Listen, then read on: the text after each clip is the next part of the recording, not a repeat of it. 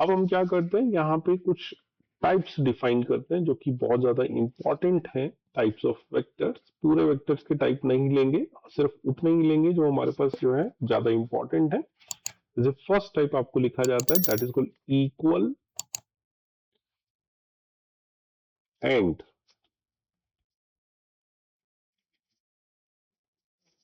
Parallel vectors.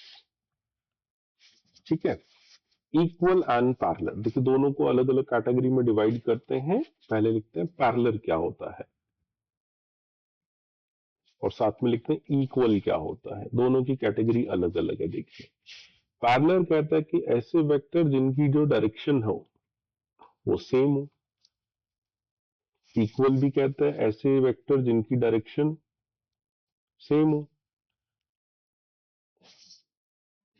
Equal कहता है magnitude same हो, और पैरेलल कहता है मैग्नीट्यूड इक्वल एंड अनइक्वल, दोनों को हम पिक कर सकते हैं।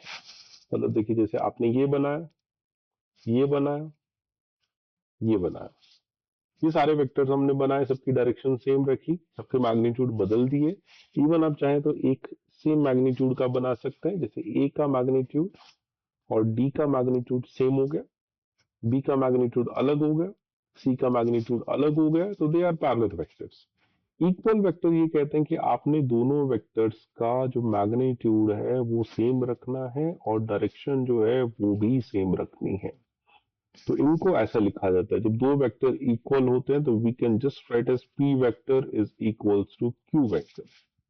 और जब दो वेक्टर्स पैरेलल होते हैं, we just write as A vector parallel to the B vector parallel to the C vector parallel to the D vector and so on.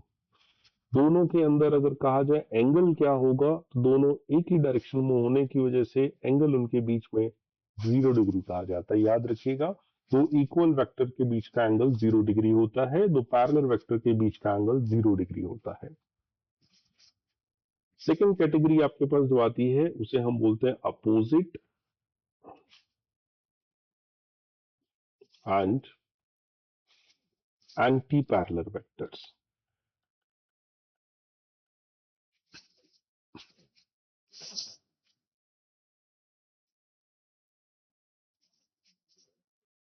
फिर से दो कैटेगरी बनाते हैं, एंटी पैरेलल एंड अपोजिट। दोनों में फर्क थोड़ा सा है। इसमें क्या होगा, दोनों की जो डायरेक्शन है वो अपोजिट होगी। यहां पे भी क्या होगा, जो डायरेक्शन होगी वो अपोजिट होगी। मैग्नीट्यूड इधर अगर बात करी जाए वो सेम रहेगा। यहां अगर मैग्नीट्यूड की बात करी जाए तो इक्वल एंड अनइक्वल कुछ भी हो सकता है। तो कैसे रिप्रेजेंट करते हैं, तो कि इसको ऐसे रिप्रेजेंट किया जाता है, एक आपने एरो इधर लगाया और एक एरो इधर लगाया, तो ए वेक्टर अगर इधर जा रहा है तो बी वेक्टर अपोजिट डायरेक्शन में जा रहा है। इतना आप ऐसे लिख सकते हैं, ए वेक्टर मान लो इधर जा रहा है, बी वेक्टर थोड़ा लेंथ में चेंज है और अपोजिट डायरेक्शन में जा रहा है। इसमें इक्वल भी हो सकते हैं और अनइक्वल भी हो सकते हैं। इस कैटेगरी में जब दोनों को इक्वेट किया जाता है, तो प्रीवियसली हमने जो है जब इक्वल वेक्टर लिख रहे थे तो ए और बी को ऐसे इक्वल किया था। अब क्या करते हैं, माइनस लगा के इक्वेट करते हैं। तो माइनस क्या कहता है कि जिस डायरेक्शन में बी जा रहा है उसको माइनस से मल्टीपल करो, मतलब डायरेक्शन को माइनस से मल्टीपल करो, ए आ जाएगा। इसमें हम लोग ऐसा लिखते हैं, ए वेक्टर इज एंटी पैरेलल, ये साइन बनाएंगे, टू द बी वेक्टर। तो कहा जाए एंगल क्या बनेगा इनके बीच में, एंगल इनके बीच में बनेगा 180 डिग्री, या फिर क्या कहेंगे, पाई रेडियन। तो अगर दो वेक्टर आपके पास एंटी पैरेलल हैं, दो वेक्टर अगर आपके पास अपोजिट हैं, तो उनके बीच का जो एंगल होगा दैट विल बी 180 डिग्री और पाई रेडियन।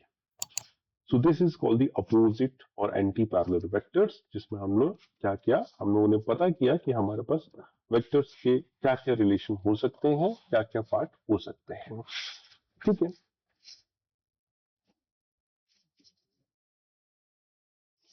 थर्ड नंबर पे जो हम यहाँ पे जो वेक्टर्स की बात करने जा रहे हैं, the name is called coplanar vectors. Coplanar vectors का मतलब होता है ऐसे vector that are in a same plane. तो vectors that are in a same plane, ऐसे वेक्टर जो एक ही प्लेन में होते हैं उन्हें हम कोप्लेनर वेक्टर्स कहते हैं। कोप्लेनर वेक्टर्स का मतलब आपके पास अगर बनाए तो उसे हम प्लेन स्ट्रक्चर्स बना सकते हैं। प्लेन स्ट्रक्चर्स बनाने का मतलब होता है कि आप उनसे एक रेक्टेंगल बना सकते हैं,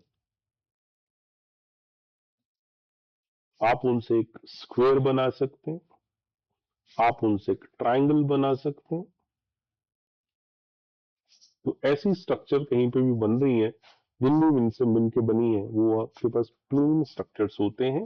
rectangle, square and triangle close होते हैं। अब जरूरी नहीं है कि सारे वेक्टर्स मिले और क्लोज स्ट्रक्चर बना सकते हैं।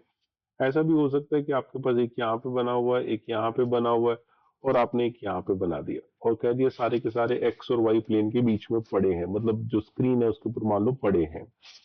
कुछ आपने इधर बना दिया, कुछ आपने यहाँ बना दिया, कुछ आपने यहाँ बना दिया, और सब कह दिया कि इस जगह पे एक ही प्लेन पे पड़े हैं, तो they are called the coplanar vectors.